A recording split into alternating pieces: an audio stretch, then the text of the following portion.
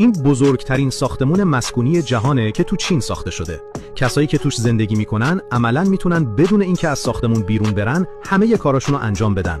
این مجتمع همه چی داره، از زیرساخت کامل گرفته تا بیمارستان، مغازه، رستوران، سینما و حتی یه پارک آبی سرپوشیده.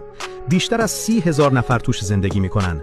این ساختمون 6,700 تا واحد داره، 67 طبقه است و مساحتش بیشتر از 1,600,000 متر مربعه. اسم این غول ساختمونی مرکز بین المللی پارک ردنه و تو شهر هانجو تو چین قرار داره. اونقدر بزرگه که انگار یه شهر کوچیک رو تو خودش جا داده، همش از بتون و فولاده. انقدر عظیمه که به عنوان بزرگترین ساختمون مسکونی روی زمین شناخته میشه. این ساختمون یه نماد از رشد شهری مدرن و معماری چینه، جاییه که هزاران نفر کنار هم زندگی میکنن و همه نیازاشون رو توی فضای مشترک برطرف میکنن. تصور کن دیگه لازم نباشه برای مدرسه، کار، خرید، دکتر یا حتی تفریح از ساختمون بیرون بری. اگه برات جالب بود لایک و فالو یادت نره. خورشید مهار شده در چین.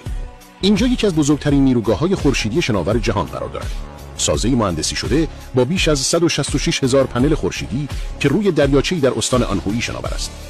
جایی که زمانی معدن زغال سنگ متروکه بود، امروز به مزرعه‌ای درخشان برای تولید انرژی پاک تبدیل شده. این نیروگاه در سکوت و بی‌وقفه روزانه بیش از 160,000 کیلووات ساعت برق از نور خورشید استخراج می‌کند. بدون سوخت، بدون دود و بدون وقفه. یک اکوسیستم تکنولوژیک که خود را با نور تغذیه می‌کند. اما این تنها یک پازل کوچک از نقشه بزرگ چین است. تا سال 2025 ظرفیت نصب شده خورشیدی این کشور از 1080 گیگاوات فراتر رفته، یعنی 12 برابر کل ظرفیت برق ایران از تمام منابع.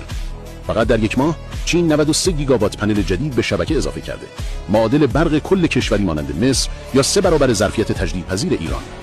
در حالی که ایران تابستانها با خاموشی، فرسودگی و اتلاف انرژی دست و پنجه نرم می‌کند، چین آینده را روی بام خانه‌ها، سطح دریاچه‌ها و فراز کوهستان‌ها طراحی می‌کند. چین در حال ساخت آینده خود با نور خورشید است.